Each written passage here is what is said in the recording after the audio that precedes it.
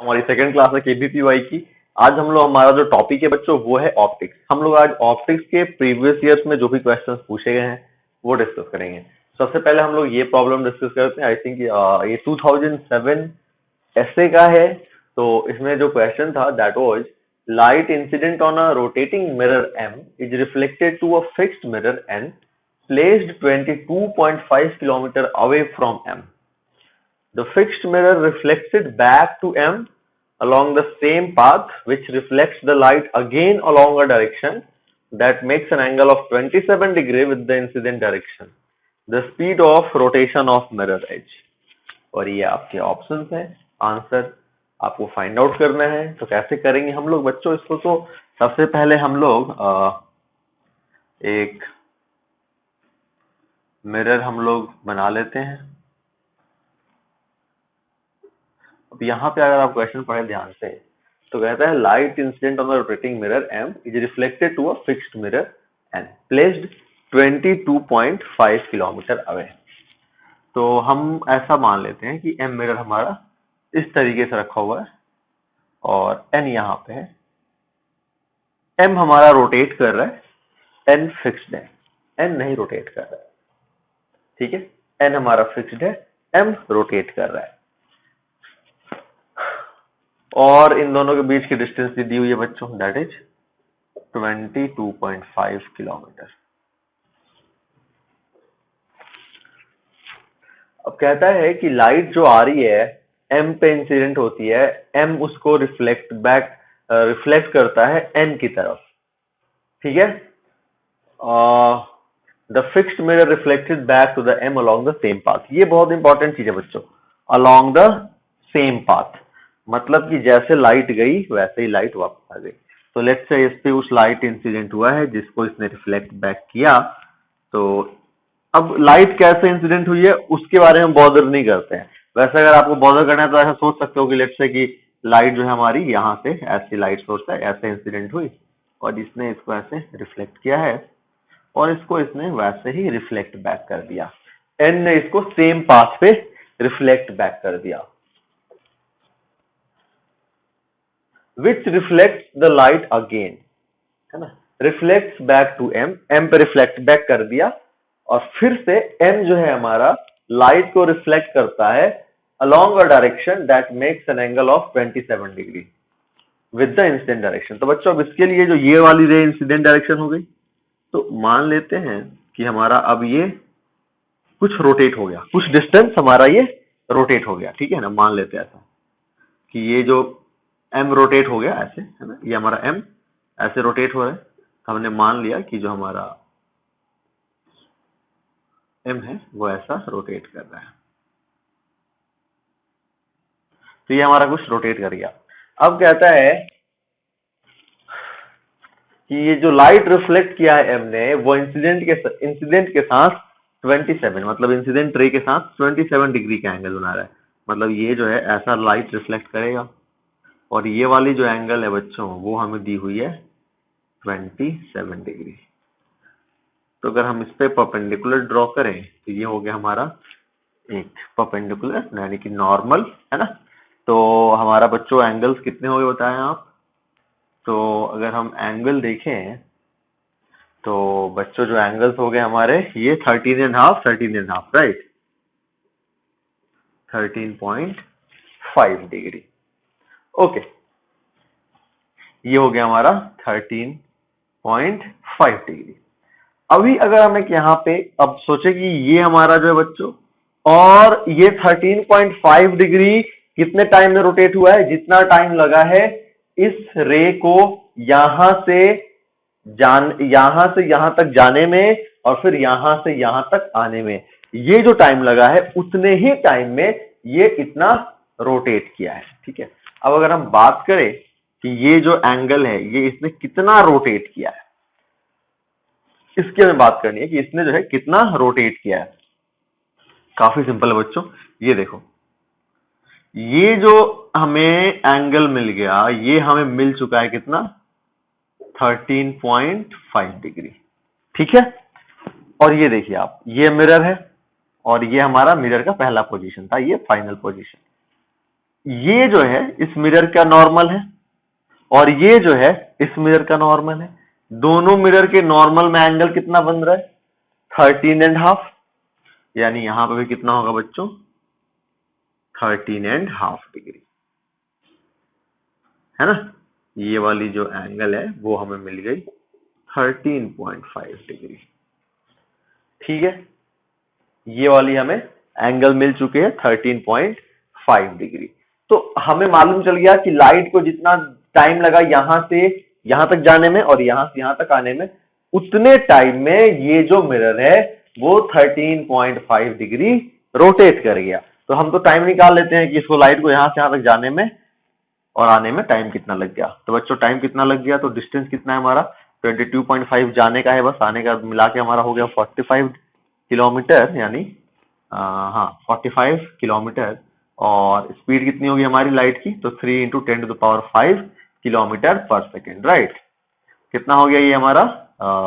15 into 10⁻⁻5 second, right.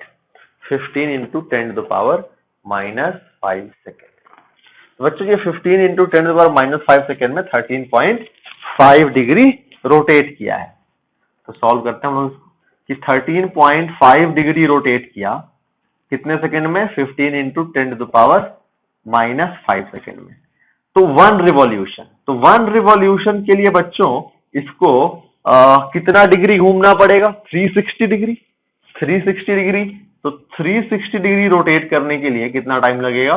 तो 15 into 10⁻⁻5 upon 13.5 into 360, right. तो ये 15 से हमारा कितना में ये अगर ये इसको ये हटाएं तो यहाँ पे डबल जीरो आ गया और ये हमारा 15 इंटू 9 से ये हो गया हमारा कितना? 400। तो 400 इंटू 10⁻⁻5 यानी कि 4 इंटू 10⁻³ सेकेंड। तो ये हो गया बच्चों हमारा कितना? 4 इंटू 10⁻³ सेकेंड में ये एक रिवॉल्यूशन। 4 इंटू 10⁻³ सेकेंड में ये एक रिवॉल्यूशन। हमें क्या निकालनी है? स्पीड। स्पीड क्या होता है बच्चों? स्पीड होता है हमारा कि रोटेशन इन 1 सेकेंड। रोटेशन इन 1 सेकेंड, वो हमारा निकल जाएगा स्पीड। तो बच्चों अगर हम यहाँ पे देखें तो हम इसको यहां से पिक किया इसको और इधर लिखता हूं मैं, स्पेस तो है नहीं तो मैं ये ABCD मिटा देता हूँ, पता चल ही जाएगा हमें। पहला A फिर B फिर CD। यहाँ लिखता हूं मैं 4 इंटू 10⁻³ सेकेंड में 1 रिवॉल्यूशन। तो 1 सेकेंड में कितना रिवॉल्यूशन? तो 1 upon 4 into 10⁻³ is equal to 10⁻³ ऊपर आगे हो गया 1000 सॉरी 1000 अपॉन 4 कितना हो गया? 250 revolution. And that is our answer. 250 कौन सा? ए हो गया हमारा आंसर, है ना। तो ए हमारा करेक्ट आंसर है। काफी सिंपल प्रॉब्लम था, है ना। हमने बस क्या किया, क्वेश्चन में दिया हुआ था उसके हिसाब से फिगर बना लिया, जितना ये रोटेट किया जितना टाइम में रोटेट किया 13.5 डिग्री, उतने टाइम में हमारी लाइट जाके इधर वापस आ गई। ये एंगल हमने थोड़ा सा यहाँ पे ज्योमेट्री का यूज कर लिया कि इन दोनों प्लेन मिरर के बीच में उतना ही एंगल होगा जितना कि इनके नॉर्मल्स के बीच में है। मैंने एम की फिगर ऐसी बनाई क्योंकि मेरे को थोड़ा सा सिंपल हो रहा था ऐसा ड्रॉ करना, एम लेके ऐसा लेके ड्रॉ करना मेरे लिए सिंपल हो रहा था।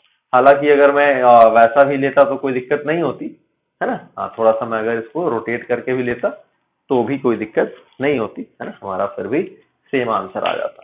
तो ठीक है बच्चों, ये हमने एक प्रॉब्लम कर लिया। अब जो है हम लोग नेक्स्ट प्रॉब्लम करते हैं। बच्चों नेक्स्ट प्रॉब्लम करते हैं हम लोग। It says in aerial mapping a camera uses a length of focal length 100 centimetre, है ना, 100 centimeter. The height at which aeroplane must fly so that the photograph of a 1 kilometer long strip on the ground, यानी height of object यानी length of object या height of object हमारा that is 1000 meter. 1 kilometer long strip on the ground fits exactly on the 20 centimeter long film strip. मतलब हमें इसकी जो image की height होनी चाहिए that should not be greater than 20 centimetre, exactly 20 centimetre, यानी ये हो गया हमारा 20 सेंटीमीटर, मीटर में चेंज करें तो 0.20 metre of the camera edge. All right, तो हम लोग हाइट कितनी रखेंगे? तो बच्चों इसका अगर मैं फिगर आपको बना के शो करूं तो लेट्स से यहाँ पे हमारा ऐसा एरोप्लेन हो गया है,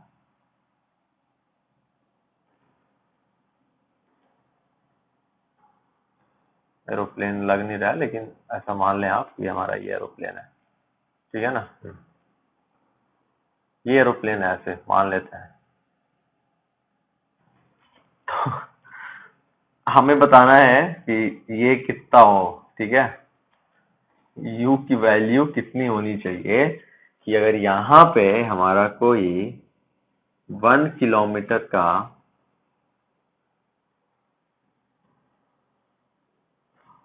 एरिया है तो इसका जो है यहाँ पे कैमरा जो यूज कर रहा होगा, यहाँ पे है ना, जो कैमरा लगा होगा इस एरोप्लेन में, तो उस पे फिल्म स्ट्रिप का बस 20 सेंटीमीटर जो है यूज हो, यानी अब बच्चों जो कैमरा का जो फिल्म होता है वो हमारा स्क्रीन की तरह काम करता है। स्क्रीन की तरह मतलब जहां पे हमारा इमेज बनता है, जहां पे हमारा इमेज बनता है ना, तो वहां पे तो हमारा फिल्म का उतना ही पोर्शन यूज होगा जितने लेंथ का इमेज बना है, ठीक है। अब लेट्स से फिल्म स्ट्रिप की लेंथ 20 सेंटीमीटर है, तो अगर आपने ज्यादा की इमेज बनाई तो पूरा 1 किलोमीटर का बन ही नहीं पाएगा, है ना। इसीलिए आप इसको जिसका 1 किलोमीटर की जो हाइट रखनी है that should not be greater than 20 centimetre. तो हमें एफ दिया हुआ है, एचओ दिया हुआ है, एच आई दिया हुआ है। काफी सिंपल हो गया हमारे लिए। तो हम लोग यहाँ पे सबसे पहले मैग्निफिकेशन निकालेंगे, तो मैग्निफिकेशन हो जाएगा हमारा 0.20 upon 1000, right? This will be 2 upon 10,000, 1 upon 5,000, right? Okay. अभी हम लोग क्या करने वाले हैं, अब हम लोग यूज करने वाले हैं, हमें एफ ऑल पता है और हमें अब निकालना है क्या, u, the height at which aeroplane must fly. तो basically we are going to find out u, F हमें पता ही है। तो यहाँ पे देखें, अगर आप लेंथ फॉर्मूला यूज करें तो that is what 1/v minus 1/u is equal to 1/f। और हमें अगर जैसे हमें कैमरा में कौन सा लेंस यूज करते हैं हम लोग बताएं, हम लोग यूज करते हैं कौन सा लेंस, कॉन्वेक्स लेंस, है ना।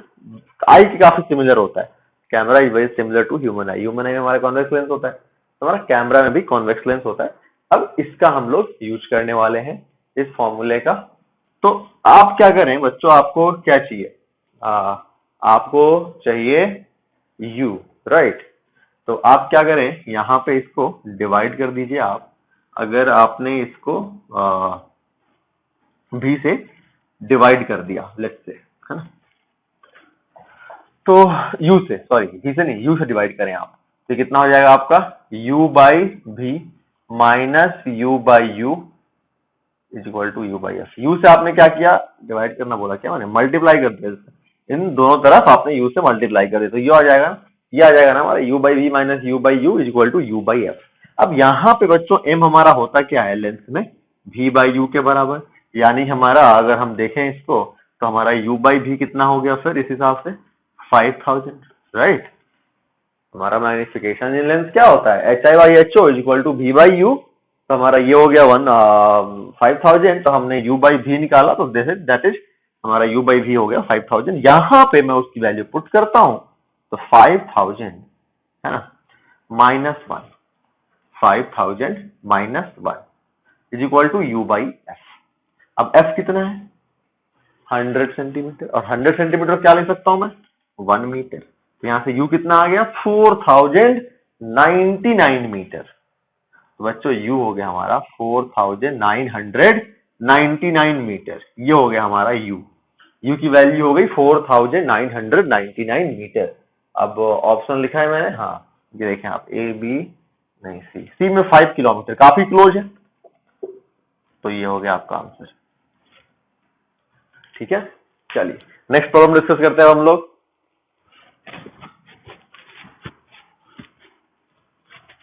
बच्चों अगर हम थर्ड प्रॉब्लम देखें, it says a simple camera with a converging length of 60 mm, focal 60 mm focal length is focused on very far objects. To focus the camera on nearby object 1.5 meter away, distance between film and lens will have to be, है ना।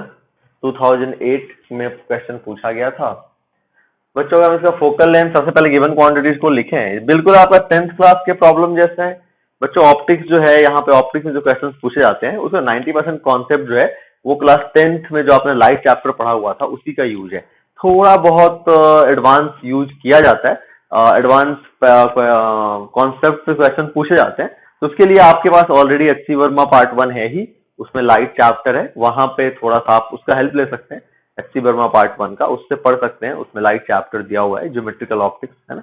तो उससे आपको थोड़ी बहुत help मिल जाएगी। तो आपने क्लास 10th का जो नोट्स है वो, और जो एचसी वर्मा है वो, जो जिन बच्चों ने 10th में इन्फिनिटी में पढ़ा होगा ऑब्वियसली उनको तो काफी कुछ एडवांस पढ़ाया गया था, तो उनको पता होगा, उनको तो एचसी वर्मा पढ़ने की जरूरत भी नहीं है।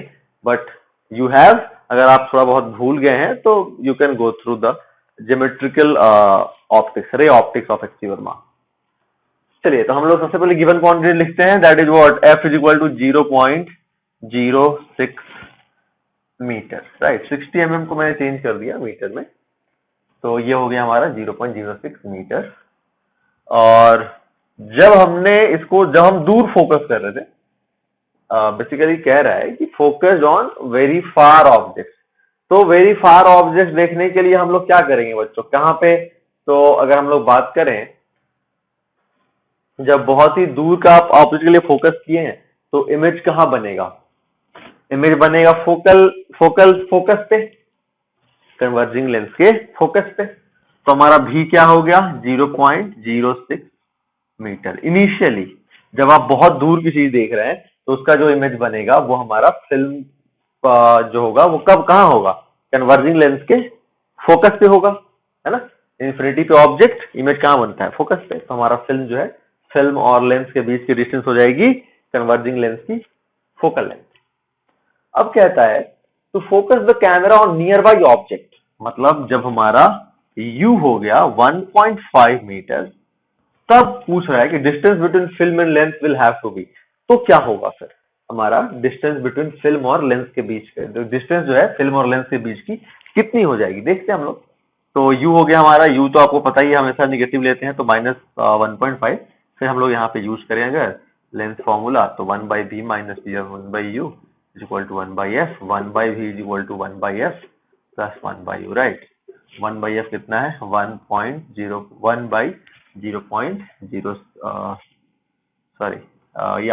1/f हो गया हमारा 1/0.06, है ना। फोकल लेंथ हमारा पॉजिटिव होगा कन्वर्जिंग लेंस है तो। और u कितना है बच्चों, u है हमारा 1.5 मीटर, तो ये हो गया हमारा माइनस ऑफ 1.5, राइट। कितना हो गया बताएं आप, 1/0.06 माइनस 1/1.5। ओके, इसको हम लोग सॉल्व करें बच्चों, तो this is 10, right, and this is 100। 15 और 6 की अगर एलसीएम की बात करें तो दैट इज 30, तो 5, दिस इज 500 माइनस 20, राइट। कितना हो गया बच्चों, 480/30, 16। ये हमारा हुआ 1/v, तो भी कितना हो गया हमारा 1/16, 1/16 मीटर, 1/16 मीटर। पहले हमारा भी क्या था, 0.06 मीटर, है ना। अब हमारा हो गया 1/16 मीटर। अगर हम इसको mm में लिखें तो ये हमारा कितना हो गया, 60 mm, राइट। अगर इसको भी मैं mm में लिखूं तो मीटर को मैंने चेंज कर दिया mm में, तो 1000/16 कितना हो जाएगा ये, तो 4, right, 4, and this will be 250। And again अगर हमने 250 को 4 से डिवाइड किया तो दिस विल बी 6, 24, 10, 6 2 जा 8.5, 62.5 mm, राइट। इतना हो गया बच्चों। तो अगर हम बात करें कि distance between film and lens distance between film and lens will have to increased by 2.5 mm. 2 point, इसका ऐसे ऑप्शन मैं नहीं लिखा था क्योंकि बहुत बड़ा हो रहा था ऑप्शन और ऑप्शन स्पेस भी काफी ले रहा था, तो मैंने छोड़ दिया, ऑप्शन नहीं लिखा, मेरे को सॉल्व करने के लिए स्पेस नहीं मिलता। तो बच्चों इसका आंसर हम डायरेक्टली लिख रहे हैं, that is answer is 2.5 mm. Distance between film and lens will have to be increased by 2.5 mm.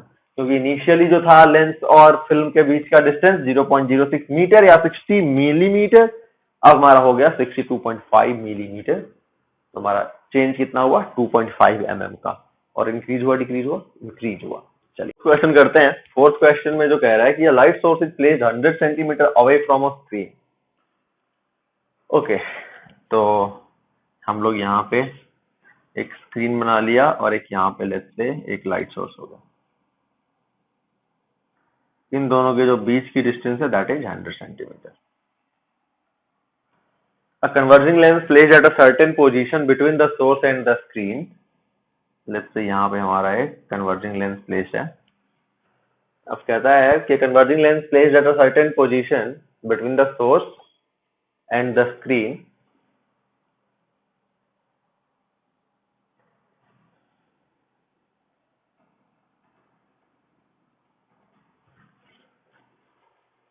focuses the image of the source on the screen. The lens is moved at a distance of 40 centimeter. All right. इसको मैंने 40 centimetre move करा दिया। Let's say मैंने इसको यहाँ कर दिया अभी, ये बाद में इसको जो है मैंने यहाँ पे प्लेस कर दिया। 40 सेंटीमीटर कितना मूव करा है बच्चों? 40 centimetre. It is found that it again focuses the image of the source on the screen. Okay. जब यहाँ पे प्लेस किया गया तो फिर से इसने स्क्रीन पे ही इमेज को फोकस किया। तो फोकल लेंथ बताइए कन्वर्जिंग लेंस की। बच्चों ये जो हमारा है डिस्प्लेसमेंट मेथड है, जो बच्चे 10th में थे, बीटा बैच में मैंने पढ़ाया था डिस्प्लेसमेंट मेथड। ओके, अब जिन बच्चों को आई थिंक मोस्टली बच्चों को नहीं पता होगा कि डिस्प्लेसमेंट मेथड होता क्या है। डिस्प्लेसमेंट मेथड बच्चों हम लोग यूज करते हैं फोकल लेंथ फाइंड आउट करने के लिए। लैब में हम लोग ये एक्सपेरिमेंट करते हैं, आप लोग क्लास 12th में करोगे ये एक्सपेरिमेंट। इस एक्सपेरिमेंट के हेल्प से आप कन्वर्जिंग लेंस का फोकल लेंथ फाइंड आउट कर सकते हैं। तो क्या थ्योरी है उसके पीछे, इस डिस्प्लेसमेंट मेथड के पीछे क्या थ्योरी है, क्या यूज करते हैं हम लोग, कैसे हम लोग वो एक्सपेरिमेंट करते हैं, वो सब कुछ मैं पहले आपको समझाता हूँ, फिर ये जो प्रॉब्लम मैं आपको सॉल्व करूंगा। तो बच्चों डिस्प्लेसमेंट मेथड में क्या होता है, सबसे पहले आप इस क्वेश्चन को भूल जाइए, हम लोग डिस्प्लेसमेंट मेथड पढ़ते हैं सबसे पहले। तो कि जैसे लेट्स से ये हो गया बच्चों हमारा u, पहले मैंने इसको u ले लिया और यहाँ स्क्रीन पे इमेज फोकस कर रहा है, यानी कि ये हो गया हमारा कितना v, ठीक है, ये हो गया u और ये हो गया v। अभी ये 40 सेंटीमीटर दिया हुआ है, मान लेता हूं मैं ऐसा कि x सेंटीमीटर इसको मैंने डिस्प्लेस किया। 40 सेंटीमीटर नहीं, मैं एक जनरल वैल्यू x के लिए डिराइव कर रहा हूं। मान लीजिए मैंने इसको x सेंटीमीटर डिराइव किया। तो sir first thing you need to do कि आप क्या करेंगे,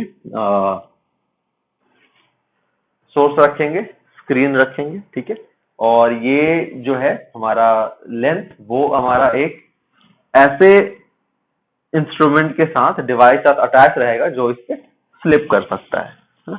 तो पहले आप इस यहां से मूव कराएंगे, आप इससे यहां से स्टार्ट करेंगे, आप आगे लेके जाओगे, एक ऐसा पोजीशन मिलेगा लेंस का जिसके लिए ये इसको यहाँ पे फोकस कर देगा, यहाँ पे इसको फोकस कर देगा। ऑलराइट, फिर आप थोड़ा सा इसको और डिस्प्लेस करिए, तो जहां पे फोकस किया ना वो आप उस चीज को आप 0 ले लें और फिर आप इसको आगे बढ़ाएं।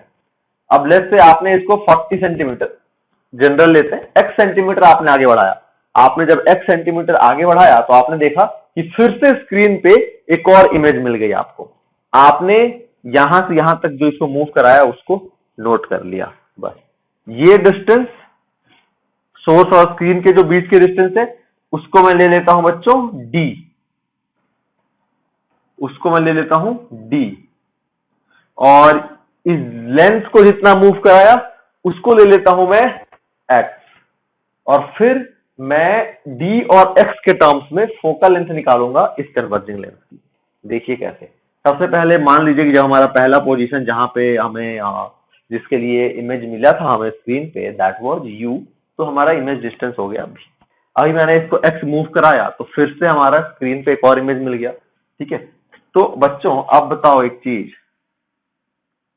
अगर इसको मैं v ले लूं तो ये क्या होगा, u नहीं होगा? बोलिए, है ना। और देखो इसको मैंने आगे बढ़ाया तो ये क्या हो गया, हमारा u हो गया। बहुत ही सिंपल है, हमारा जो फोकल लेंथ है लेंस का वो तो कांस्टेंट है, तो इसको मैंने u लिया, इसको v लिया, तो 1/v minus 1/u is equal to f। हमारा यहाँ पे भी फिर सेम चीज हो जाएगा, है ना। यहाँ पे भी हमारा लेंथ का तो फोकल लेंथ कांस्टेंट रहेगा। यहाँ से यहाँ तक आपने मूव कराया तो ऐसा तो है नहीं कि लेंस की फोकल लेंथ जो है वो चेंज हो गई, जितना पहले थी फोकल लेंथ वही रहेगी। तो इसको मैंने अगर भी लिया, ये टोटल हमारा कितना है, डी क्या है बच्चों, डी आपका है u प्लस भी। तो अगर आपने इसको आप इसको आगे लेके गए, आप इसको आगे लेके गए लेट्स से, है ना, तो आप इसको यहां से लेके गए कितना, x, और ये x की वैल्यू क्या हो जाएगी बच्चों, आप याद ये देखो, यहां से यहां तक v है, यहां से यहां तक u है, तो यहां से यहां तक कितना हो गया, x हो गया हमारा बच्चों कितना, v माइनस u। तो ये दो चीजें हमें मिल गई। हमने सबसे पहले इसको नोट कर लिया कि u पे हमें पहला इमेज मिला है, ये u हो गया, ये v हो गया, फिर हमने इसको आगे लेके गए, इसको यहाँ पे एक और स्क्रीन पे एक और इमेज हमें मिल गया, तो यहां से यहां तक की जो डिस्टेंस हो गई उसको मैंने अब ले लिया v, तो ये कितना हो गया हमारा u। तो इस तरीके से हमें d मिल चुका है u प्लस v, और x हो गया हमारा v माइनस u।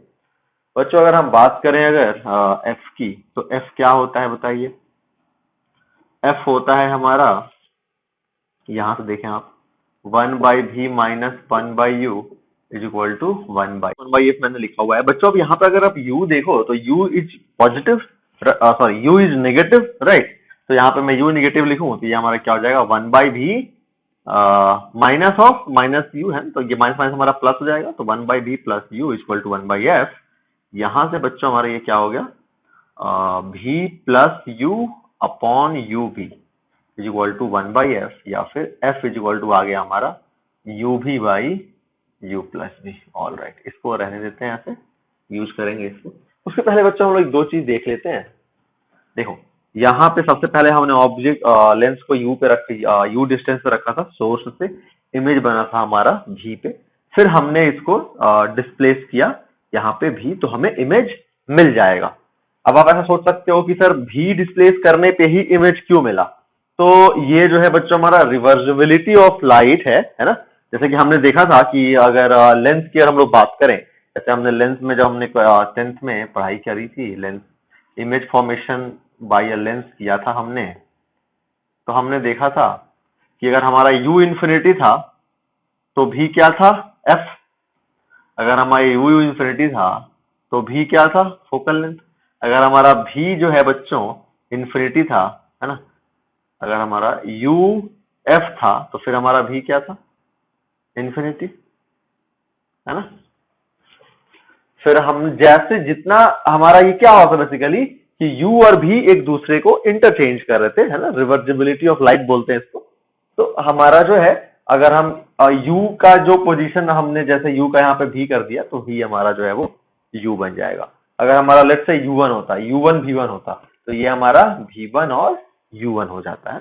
वैसे भी आप इस फॉर्मूले से भी देख सकते हो बच्चों, 1/v माइनस 1/u। अगर आपने इसको जो है v कर दिया तो इसको हमें u करना पड़ेगा, है ना। तो उस तरीके से जो है हमारा आ जाएगा ये कि हमने v करेंगे तो हमारा इमेज बन जाएगा रिवर्सिबिलिटी ऑफ लाइट, सॉरी। और यहाँ पे हमें f की ये वैल्यू मिल गई। और एक इंपॉर्टेंट चीज जो मैं आपको इस डिस्प्लेसमेंट मेथड में बताऊं जिससे क्वेश्चन आ सकता है, वो ये है बच्चों कि अगर आप इनिशियल मैग्निफिकेशन देखो तो m1, अगर मैं आपसे बोलूं कि m1 क्या होगा बच्चों, तो m1 होगा हमारा v/u, राइट। m1 होगा हमारा v/u। और अगर मैं आपसे m2 पूछूं कि m2 क्या होगा, तो m2 क्या बोलोगे आप। अब m2 के लिए मतलब इसके लिए सेकेंड पोजीशन पे मैग्निफिकेशन, तो सेकेंड पोजीशन के लिए जो हमारा v है वो u है और जो u है वो v है, तो ये हो गया हमारा u बाई v। तो m1 इज टू m2 कितना हो गया? m1 इज टू m2 बच्चों कितना हो गया? v by u into u by v 1, यानी हमारा m1 इंटू m2 जो हो गया वो हो गया 1। तो डिस्प्लेसमेंट मेथड में मैग्निफिकेशन का जो प्रोडक्ट होता है वो 1 होता है। और एक दो चीज मैं आपको बता देता हूं बच्चों कि जैसे अगर हम लोग बात करें कि कभी कभी ऐसा होता है कि हमें हाइट ऑफ इमेज दे दी गई होती है दोनों केस में, जैसे इस केस में भी हाइट ऑफ इमेज दी गई है और इस केस में भी हाइट ऑफ इमेज दी गई है, और आपसे पूछ लेता है कि हाइट ऑफ ऑब्जेक्ट बताइए, है ना। जैसे ये हमारा ऑब्जेक्ट तो फिक्स है, आपने ऑब्जेक्ट तो चेंज किया नहीं, है ना। मैं हमारा जो इमेज होगा वो तो चेंज होता रहेगा। तो आपसे पूछ दिया इमेज की दोनों हाइट दे दी गई है, ऑब्जेक्ट की हाइट पूछ दी गई है, तो कैसे निकालोगे आप? देखो बच्चों, हमारा m1 जो होता है वो होता क्या है? m1 हमारा होता क्या है? Height of image. तो हाइट ऑफ इमेज को लिख लेता हूं बच्चों मैं I1, ठीक है। और हाइट ऑफ ऑब्जेक्ट को मैं लिख लेता हूं O। ऑब्जेक्ट तो एक ही है, ऑब्जेक्ट का तो O1 O2 तो होगा नहीं, ऑब्जेक्ट तो हमारा चेंज हो ही नहीं रहा। और M2 की, है ना, ये हमारा हो गया। और M2 कितना हो गया बच्चों? I2 बाई O, ठीक है, ओके।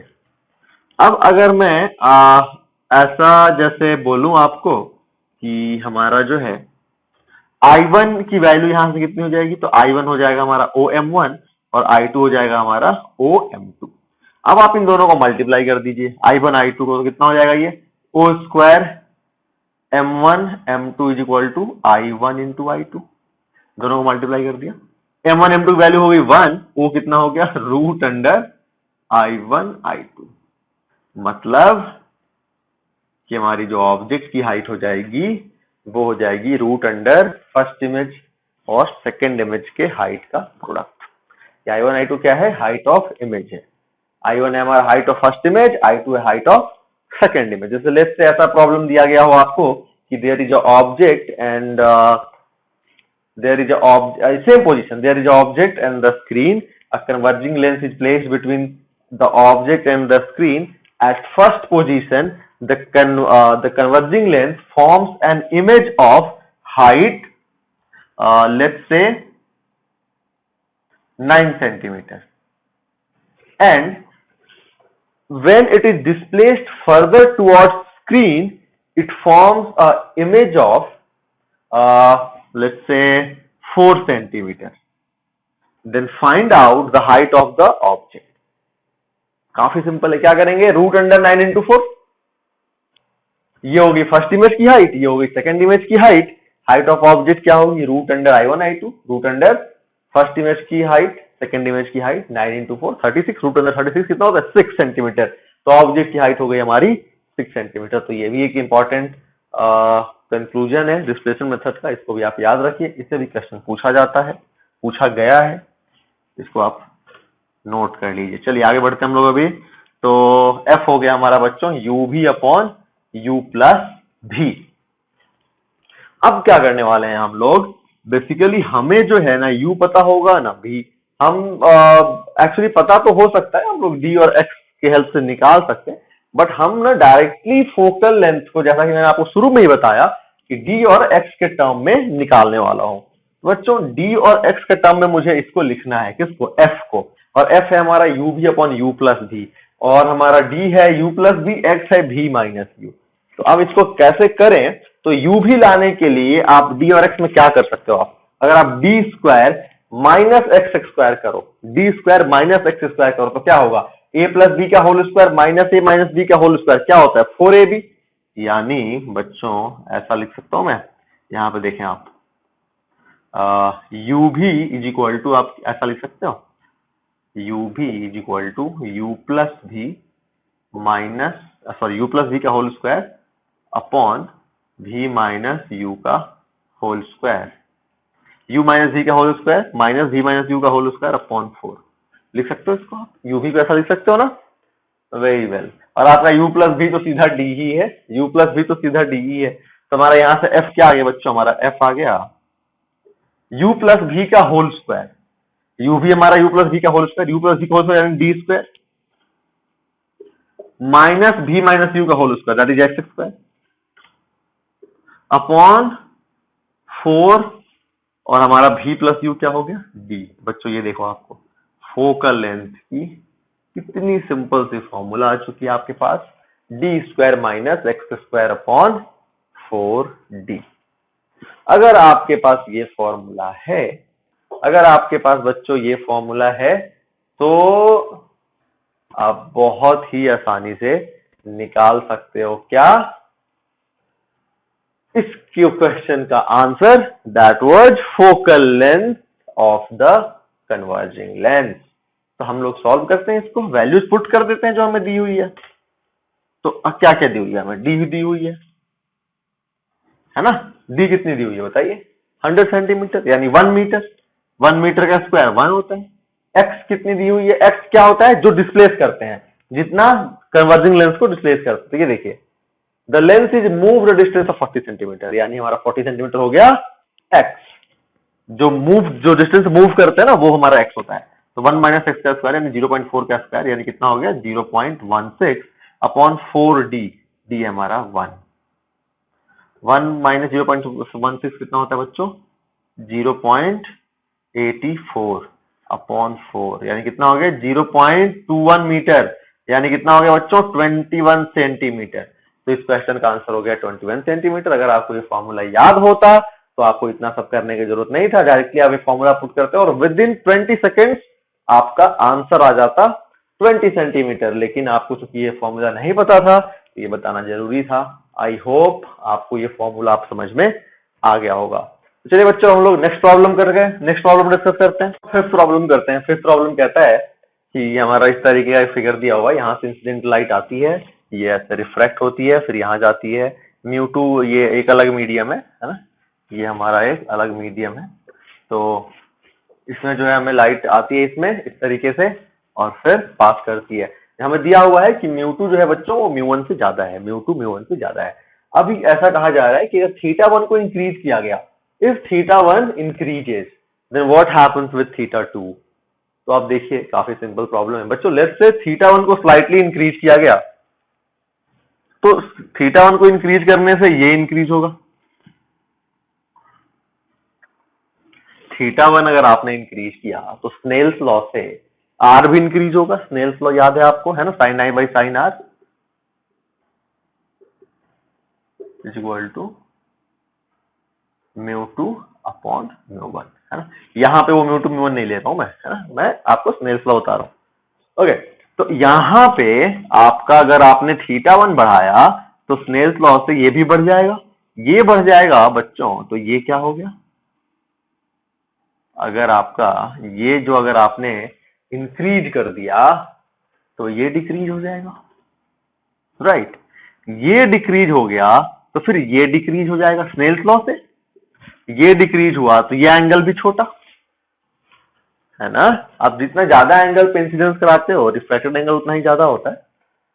अब अगर ये एंगल हमारा, फिर से रिपीट करता हूं मैं, आपने इसको बढ़ाया तो ये बढ़ गया, ये बढ़ गया तो ये डिक्रीज हो गया, ये डिक्रीज हो गया, ये डिक्रीज हो गया, ये डिक्रीज हो गया तो ये भी डिक्रीज होगा। क्या है, ऑल्टरनेट एंगल्स। ये डिक्रीज हो गया, अब ये डिक्रीज हो गया तो हमारा ये भी डिक्रीज होगा, है ना। तो हमारा θ1 इंक्रीज होने से क्या होता है बच्चों, θ2 डिक्रीजेज। क्या यूज किया हमने, स्नेल्स लॉ और थोड़ी सी ज्योमेट्री। चलिए अब हम लोग नेक्स्ट प्रॉब्लम डिस्कस करते हैं बच्चों। क्वेश्चन नंबर 6 कहता है हमारा कि which of the following phenomena can be demonstrated by light but not by sound waves in A column. Option है रिफ्लेक्शन, डिफ्रैक्शन, रिफ्रैक्शन, पोलराइजेशन। बच्चों रिफ्लेक्शन तो साउंड की होती है, एको सुनते हैं ना हम लोग, तो रिफ्लेक्शन तो होता ही है। डिफ्रैक्शन की बात करें बच्चों, डिफ्रैक्शन मतलब होता है स्कैटरिंग एट अ कॉर्नर, है ना, या फिर व्हेन इट पासेस थ्रू, और scattering of waves when it passes through a very small hole. तो बच्चों ये हमारा जो है साउंड में भी होता है, डिफ्रैक्शन हमारा साउंड में भी होता है। रिफ्रैक्शन तो होता ही है, डिफरेंट मीडियम में साउंड की डिफरेंट स्पीड होती है, तो डिफ्रैक्शन भी होता है।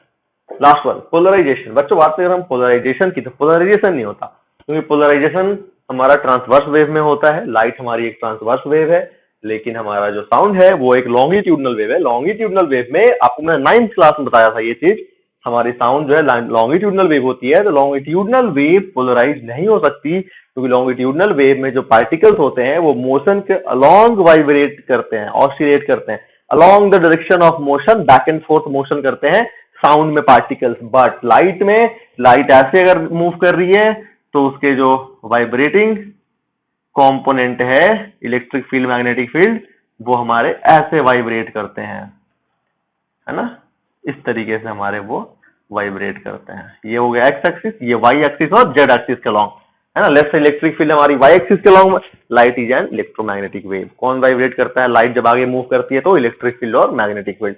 इलेक्ट्रिक फील्ड लेफ्ट से वाई एक्सिस के लॉन्ग वाइब्रेट कर रही है, लाइट हमारी ट्रैवल कर रही है एक्स एक्सिस के लॉन्ग, इलेक्ट्रिक फील्ड वाइब्रेट कर रही है वाई एक्सिस के लॉन्ग, मैग्नेटिक फील्ड वाइब्रेट कर रही है जेड एक्सिस के लॉन्ग। तो इसमें हम लोग क्या करते हैं, किसी एक के अलोंग जो कंपोनेंट्स हैं उनको हम लोग क्या करते हैं, वैनिश कर देते हैं उनको, जो है हम लोग पोलराइजेशन में उसको जो है हम लोग क्या करते हैं, बेसिकली स्टॉप कर देते हैं उस डायरेक्शन का अलोंग जो वाइब्रेशन है, ऑसिलेशन है उसको। लेकिन अगर आप पोलराइजेशन साउंड की करोगे तो इसमें तो हमारा ऐसा है कि साउंड ऐसे ट्रैवल कर रहा है और particle back and fourth motion ऐसे कर रहे हैं। तो इसमें अगर आपने इसको रेस्ट्रिक्ट किया इसके ऑसिलेशन को, कि जैसे कि आपने क्या कर रहे थे कि किसी एक स्पेसिफिक, मतलब हम बेसिकली पोलराइजेशन में हम लोग क्या करते हैं कि जो डायरेक्शन ऑफ मोशन होता है ना वेव का, उसके परपेंडिकुलर डायरेक्शन में, अब परपेंडिकुलर डायरेक्शन दो हो सकता है, तो किसी एक के अलोंग हम लोग इलेक्ट्रिक फील्ड या मैग्नेटिक फील्ड, अगर मैं लाइट की बात करूं तो इलेक्ट्रिक फील्ड या मैग्नेटिक फील्ड को हम लोग इलेक्ट्रिक फील्ड को बेसिकली रेस्ट्रिक्ट कर देते हैं। लेकिन हमारा पोलराइजेशन, अगर साउंड की बात करें तो साउंड हमारा ऐसे जा रहा है तो पार्टिकल्स ऐसे ऑसिलेट हो रहे हैं। अगर आप इन्हीं को रेस्ट्रिक्ट कर दोगे तो क्या होगा, मूव ही नहीं करेगा, खत्म हो जाएगा वेव, है ना। रेस्ट्रिक्ट कर दोगे मतलब आपने वेव को ही रेस्ट्रिक्ट कर दिया।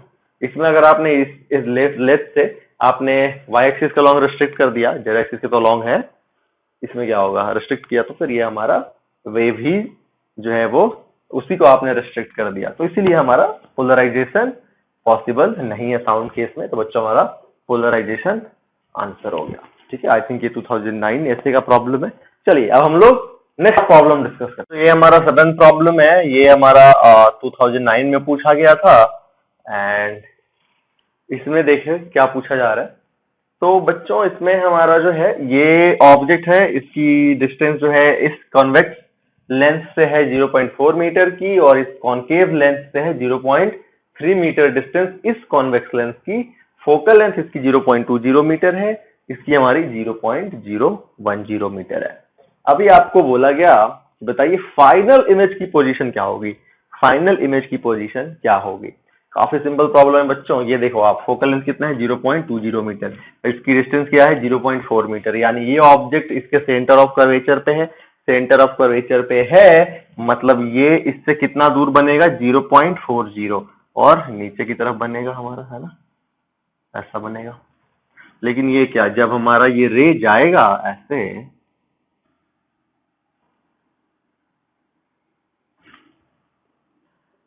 ऑलराइट, जब ये हमारा रे ऐसे गया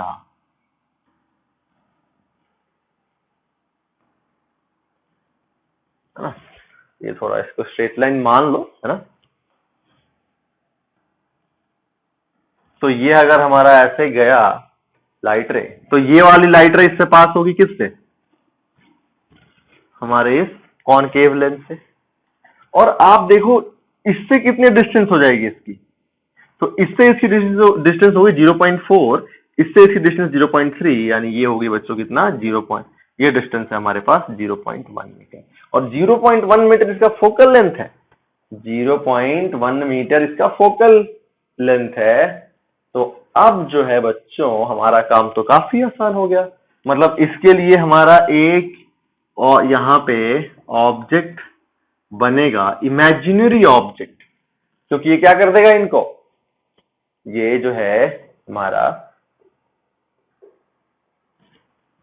कॉनकेव लेंस इनको डाइवर्ज करेगा, डाइवर्जिंग लेंस नहीं है, इन रेज को जो है ये ऐसे हो गया, इनको ऐसे नहीं होगा बल्कि इनको थोड़ा सा डाइवर्ज कर देगा और ये जो हमारी रेज है वो कुछ इस तरीके से निकल जाएंगी और हमारा इमेज बन जाएगा इंफिनिटी पे।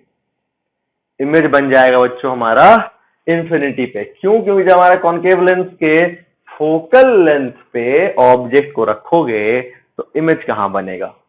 इंफिनिटी पे ही बनेगा। तो हमारा फाइनल इमेज की पोजीशन क्या होगी बच्चों? इंफिनिटी। काफी सिंपल है ना, हमने इसके हेल्प से निकाला इसका भी निकाल दिया। सबसे पहले इसका हमने निकाल देखा, भी आ गया हमारा 0.4 मीटर। इसके लिए हमारा जो u आ गया वो हो गया हमारा 0.1 मीटर, है ना। अगर आपको लेंथ फॉर्मूला भी यूज करके करना है तो कर सकते हैं आप। 1/v minus 1/u is equal to 1/f। 1/v is equal to 1/f plus 1/u। 1/f कितना है? तो 1/-0.1। 1/-0.1। फोकल लेंथ कॉनकेव लेंस का निगेटिव होता है ना, तो -0.1 और प्लस 1/u। अब बोलोगे सर u तो हम हमेशा निगेटिव लेते हैं।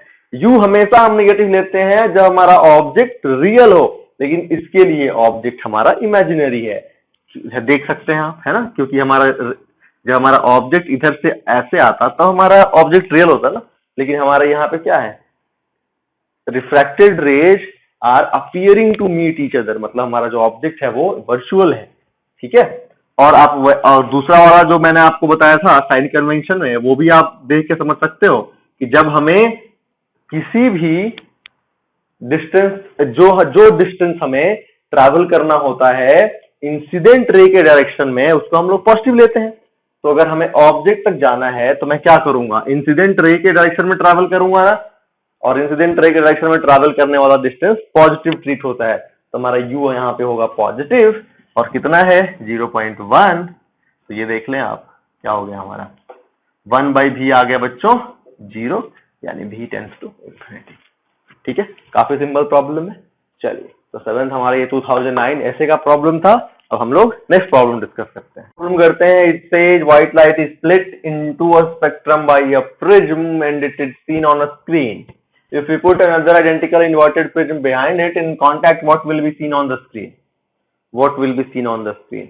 चलिए, तो बच्चों अगर एक सिंगल हमारा प्रिज्म होता, अगर हमारा एक सिंगल प्रिज्म होता, लेट्स से ये, तो हमारी जो है ये व्हाइट लाइट ऐसे पास होती और हमारा 7 डिफरेंट कलर्स में स्प्लिट हो जाती, जिसके बारे में हमें बताया गया है कि हाँ जी ऐसा हो रहा है ना। ये हमें ऐसा बताया गया है, it is split into a spectrum by a prism. लेकिन अब यहाँ पे सेकंड अगर पार्ट पढ़े इस क्वेश्चन का, it says if we put another identical inverted prism, another identical inverted, मतलब अभी क्या किया हमने, एक ऐसा प्रिज्म इसके कांटेक्ट में, तो लेट्स से ऐसे कर दिया मैंने, इसके कांटेक्ट में हमने एक दूसरा प्रिज्म ऐसे रख दिया। अब क्या होगा बताइए?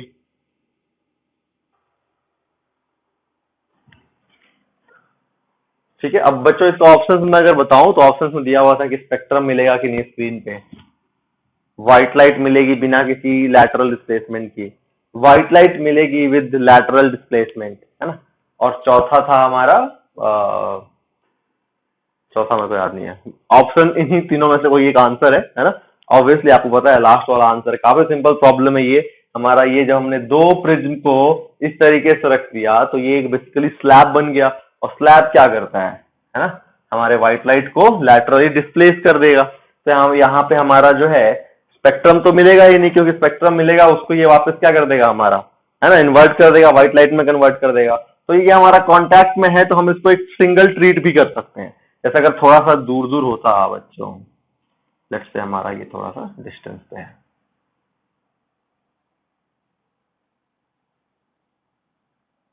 अगर ऐसा होता तो हमारा फिर तो ये पहले ऐसा आता 7 कलर्स में डिवाइड होता है ना, और फिर हमारा ये जो है बच्चों, ये हमारा सब केवल सिंगल लाइट में ऐसे पास होता, राइट। लेकिन यहाँ पे क्या होगा, कॉन्टैक्ट में है तो हमारा ये वाला चीज भी नहीं होगा, है ना। सिंपली हम लोग क्या कर सकते हैं, यहां पे मैंने किया रिफ्रैक्शन, आप देख सकते हैं स्नेल्स लॉ से हमारा इसको जाना चाहिए ऐसे, लेकिन क्योंकि डेंसर मीडियम होने की वजह से ये टुवर्ड्स द नॉर्मल बेंड हो गया, है ना। ये हमारा टुवर्ड्स द नॉर्मल आप देख सकते हैं इतना बेंड हो गया है, ठीक है। ये हमारी रे हो गई। फिर यहाँ पे तो कांटेक्ट में है तो दोनों सेम मटेरियल ही हो गया, तो यहाँ पे मैं अवॉइड करता हूँ रिफ्रैक्शन को, सीधा मैं स्ट्रेट लाइन ऐसे ड्रॉ कर देता हूँ। तो यहाँ पे देख लें आप क्या होगा, तो यहाँ पे हम लोग नॉर्मल ड्रॉ करेंगे बच्चों। तो नॉर्मल हमारा कैसा हो जाएगा, ये वाला, ये हो गया हमारा एक परपेंडिकुलर लाइन, इस पे नॉर्मल। अब इसको जाना तो चाहिए ऐसे, लेकिन क्या ये ऐसे जाएगा, नहीं जाएगा। डेंसर टू रेयर मीडियम में जा रहा है तो away from the normal bend होना पड़ेगा इसको, ये हमारा ऐसा बेंड हो जाएगा। और ये देखिए आप, व्हाइट लाइट मिली लेकिन विद अ लैटरल डिस्प्लेसमेंट, है ना। ये हो गया हमारा lateral displacement, let's say D, ठीक है। तो हमारा ये ऑप्शन हो गया कि we will get a white light on screen with the lateral displacement, ठीक है बच्चों। तो आज मैंने आपको ये टोटल 8 प्रॉब्लम्स कराए, बाकी के 12 प्रॉब्लम्स है इस वर्कशीट में। 2010 का एक है, बाकी 2011, 12, 13, 14 के हैं। आपको ट्राई करना है, जो भी डाउट्स होंगे वो सारे डाउट्स आपके ऑनलाइन लाइव डाउट क्लास में हम लोग डिस्कस करेंगे, ठीक है बच्चों। तो आज की क्लास हम लोग फिनिश करते हैं, मिलते हैं अगले वीडियो लेक्चर में।